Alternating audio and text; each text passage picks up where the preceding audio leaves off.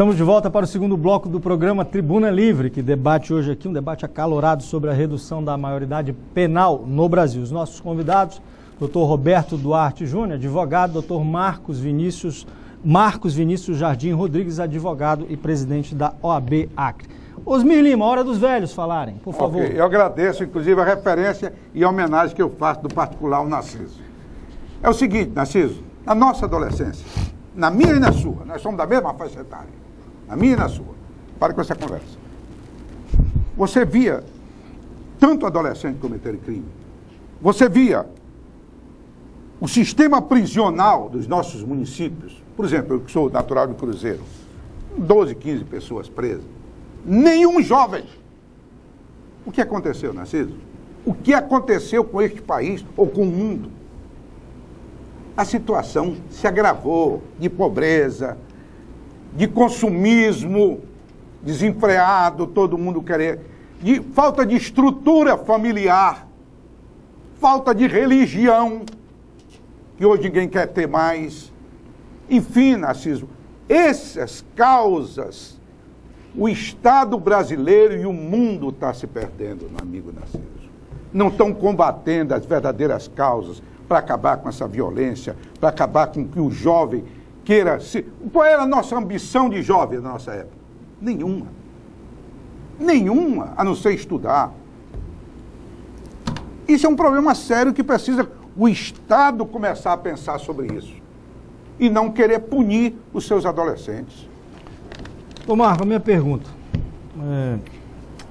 A impunidade, a sensação de impunidade que nós temos no país com o Código Penal e principalmente com o Estatuto da Criança e do Adolescente, não é um fator que leva, que aumenta a violência, que nós precisaríamos acabar com isso e finalmente parece que o Congresso está dando uma resposta à sociedade que quer que essa sensação de impunidade diminua e as pessoas voltem a ter segurança, porque os bandidos, principalmente os menores de idade, ficarão mais temerosos de cometer um crime, levar uma punição de acordo com a natureza, como diz sempre o Narciso aqui, daquele crime que cometeu? É um fator que justifica um anseio popular. Não tem como negar. A violência urbana e a impunidade justificam o anseio popular. Não há nenhum tipo de crítica a essa situação. Nós somos vítimas hoje do sistema. Mas esse fator por si só, ele não traz a solução, repito, que nós todos queremos, que é diminuir a violência.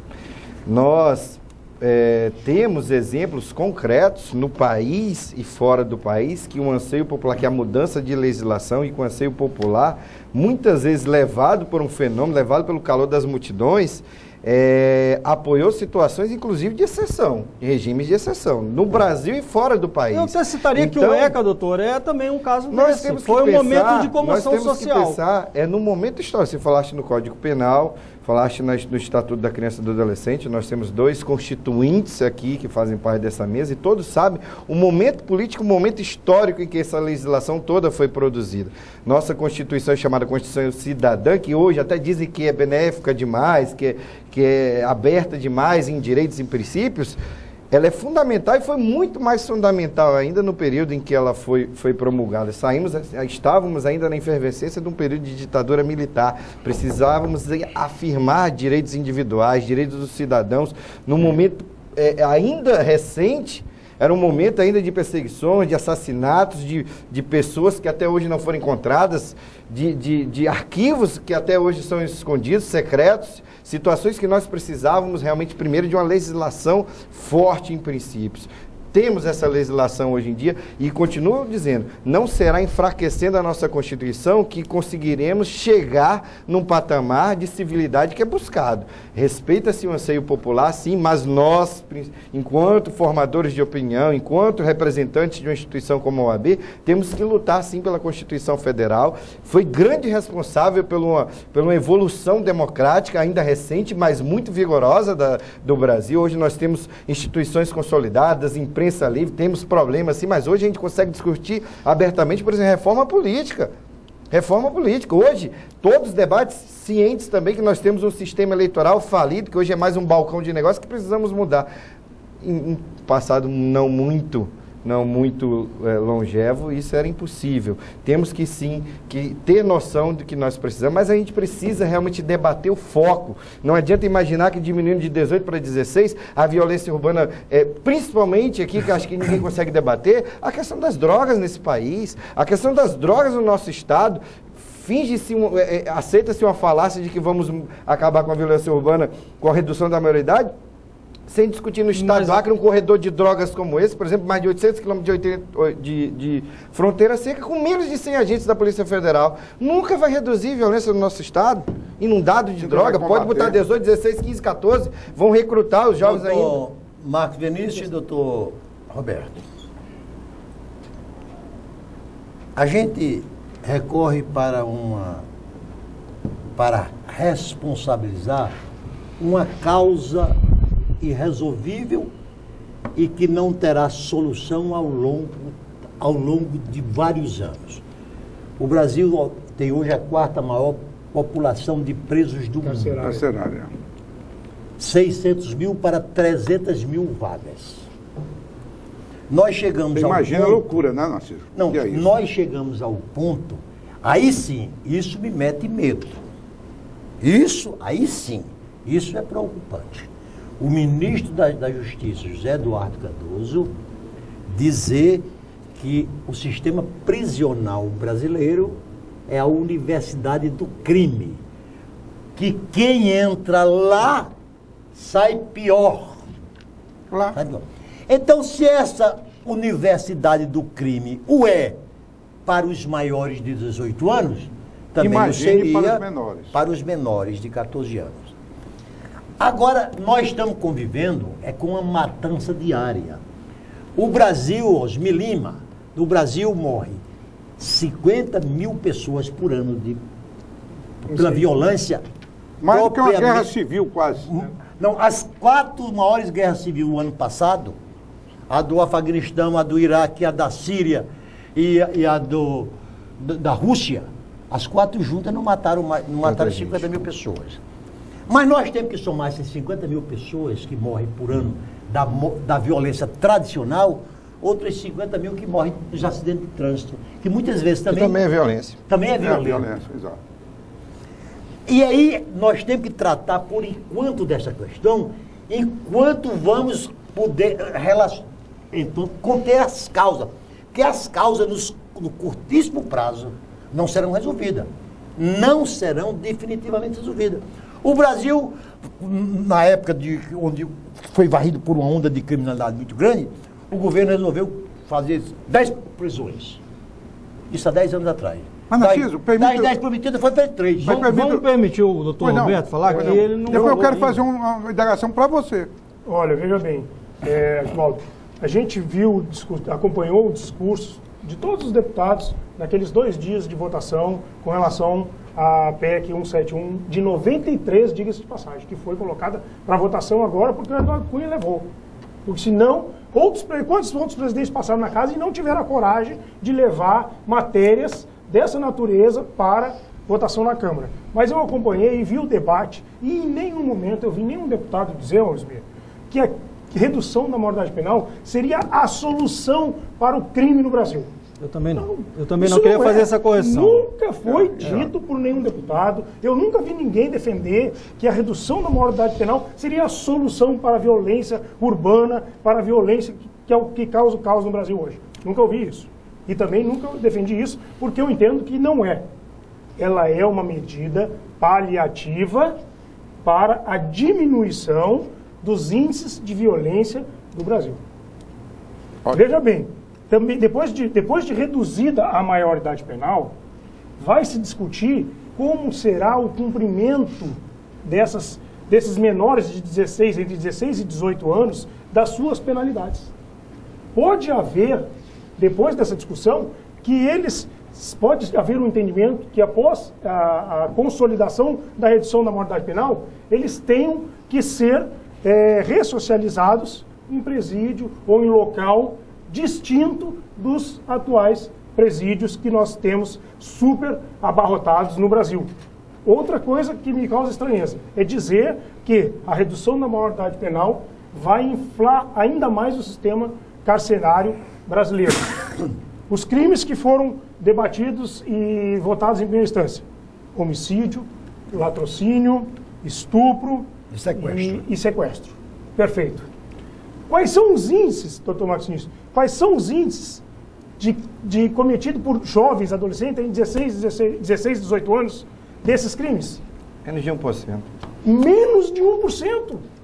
Isso vai inflar ainda mais o sistema pensional?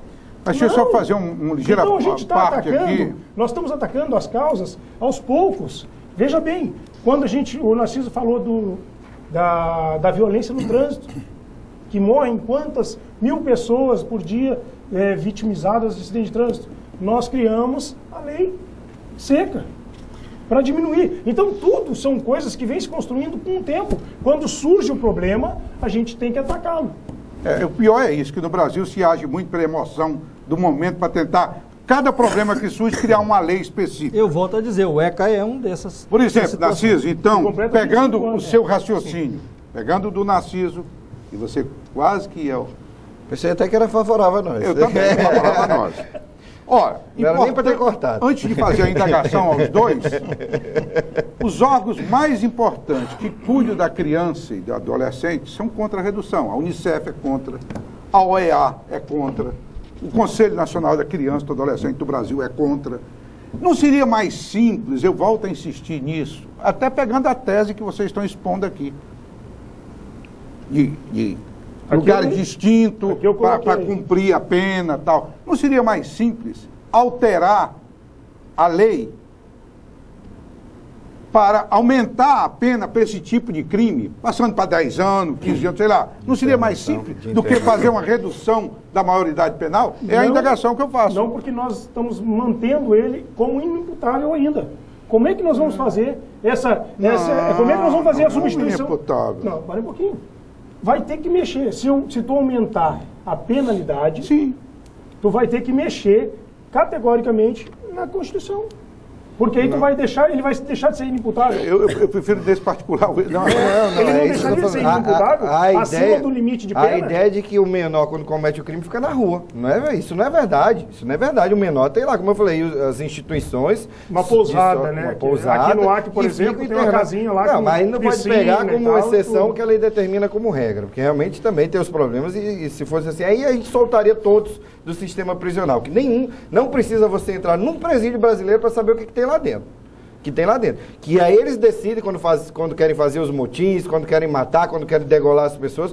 São os presos que decidem naquele mundo paralelo. Não tem droga, então faz motim. Queima tudo, mata 3, 4, que aí as coisas chegam. Mas a questão não é essa. Não existe, é isso que eu estou falando. Essa figura, há essa sensação de que o jovem, quando é preso, quando ele é menor, ele não vai responder. Vai dentro do sistema que hoje é mais efetivo que o sistema prisional. Que precisa mudanças em certas situações, sim. E como eu falei, se já temos um sistema que, em tese, ele é mais efetivo que o sistema prisional. Se nós temos uma Constituição que claramente proíbe esse tipo de alteração constitucional por ser uma garantia individual do cidadão, ou seja, vai passar isso daí, com certeza vai ser debatido nas barras do STF. Se temos hoje já as instituições diferenciadas que a própria lei fala da redução da maioridade, como se no Brasil fosse aprovado, fôssemos a partir de amanhã construir várias, dezenas, centenas de novas instituições para agasalhar esses entre 16 e 18 anos. Mas eu acabei de dar os dados aqui. Nós já temos. Nós já temos hoje os abrigos. Não existe isso. Nós já temos abrigo. Essa sensação existe de quem defende a contrariedade, quem é contra a redução da maioridade penal. Porque esses números alarmantes, que quem é contra tanto defende, não existem. Tanto que você me respondeu agora mesmo, que os crimes que eu citei anteriormente, menos de 1% dos jovens. Mas por que não aumentar a pena para esses que cometem esses crimes dentro da lei? Mais efetivo, é mais efetivo. É porque, Osmir, essa discussão querem sempre trazer para a questão dos tais 18 anos. É porque equívoco. Aqui a gente está falando do crime. Osmir, doutor Marcos Vinícius, há mais ou menos um mês atrás, um garoto de 16 anos, armado de uma faca na mão, que ultimamente a faca virou de um instrumento pré-histórico da criminalidade, entrou na moda agora. Sim. Já estão esfaqueando no Ceará, 2 no Rio de Janeiro, já está virando moda. Aquele jovem de 16 anos que esfaqueou aquele médico doutor o ciclista, Jaime lá. Gold, Matou. aquele rapaz já tinha Uma 14. ficha, isso. Ele tinha uma ficha de 14 entradas. Da Entre polícia. elas, assalto, homicídio. Aliás, desculpa te interromper. 6 tentativas de homicídio. 6 tentativas de homicídio. Eu estou dizendo, Então, é este jovem. que é ressocializado. É este jovem que não se pode olhar para a sua idade. É este jovem. Tem que se olhar para a ficha corrida dele, para a natureza criminosa dele, pela hediondez com que eles praticam os crimes. Aí, o doutor Marcos Anísio disse que eu quase que concordo com ele. É porque é difícil para ti discordar de mim, é concordar comigo. E eu achei isso maravilhoso, que pelo menos ele vai sair daqui Narciso e concordou comigo. Mas não é bem.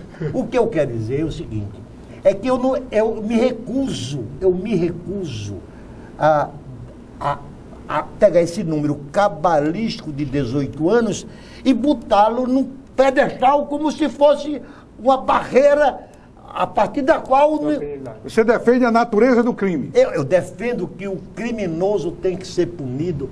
Osmir, uma pessoa com 30 anos de idade, 40 anos de idade, que nunca participou de um assalto a um banco, se ele integrar uma quadrilha para assaltar um banco, ele chega lá como ignorante, ele não tem nem...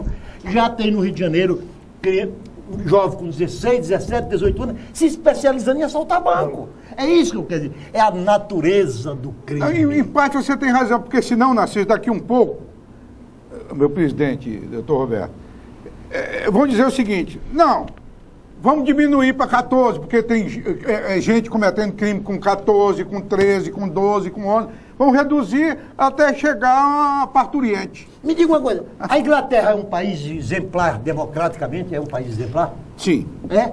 Outra cultura e outra tradição. Você considera... E outra educação. Lá, a partir de 6 anos, a criatura já é penalmente responsável. Mas tem alguém foi penalizado lá? Lá eu trouxe um cientista criminal para dar uma palestra aqui, doutor Cândido Bittencourt, doutor na Universidade Federal do Estado do Ceará. E ele fala muito, teve até uma situação, salvo engano, duas crianças que colocaram um bebê num trilho e o trem passou por cima lá na Inglaterra. Primeiro, não é assim a partir de 6 anos.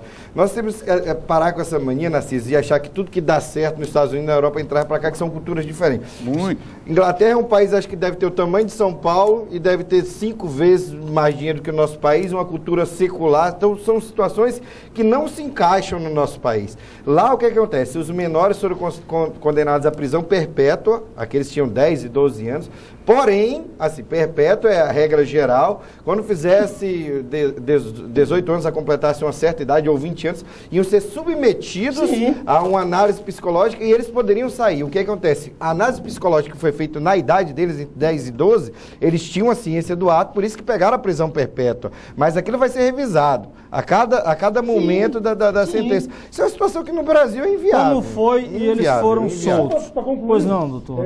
veja bem, hoje um cidadão como aquele que você citou, Narciso, ele é condenado a uma medida socioeducativa.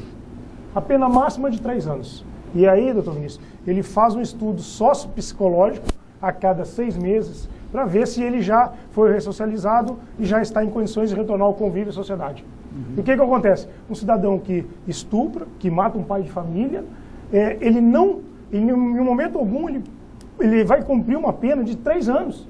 Porque a cada 6 meses ele vai ser submetido a um estudo sociopsicológico. E mais de 80... E se mudar o ECA, vai continuar Mas presta atenção, olha só. Nós estamos falando isso. do ECA, todos saem, você é o criminalista, do sistema prisional também. A gente estava até falando aqui que no máximo 30 anos sai. Quem pega uma pena secular sai com 30 anos. Mas um cidadão que estupra, que mata um pai de família, ele vai cumprir 6 meses. Não, mas no sistema prisional. Mas espera aí, eu estou falando que isso aí pode ser alterado. Mas no sistema prisional ele vai sair também. Mas ele vai sair também. Mas no ECA, a pena máxima, eu quero dizer vocês não querem o sistema da não querem impunidade aumentar a pena. Estão querendo reduzir sempre a idade. Osmir, mas veja bem, deixa eu desfocar. nós queremos acabar com a sensação de impunidade que existe no Brasil. Para o menor entre 16 e 18 anos.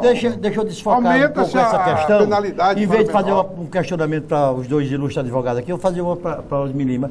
Por que é que você não começa a advogar para ser penalmente responsável dos octogenários. Aí você... Não, mas nós já somos inimputáveis de muitas E coisas. beneficiados em vários outros leis. Licença aos nossos convidados, ao telespectador. Nós vamos fazer mais um intervalo comercial. Daqui a pouquinho nós voltamos. Por favor, não saia daí.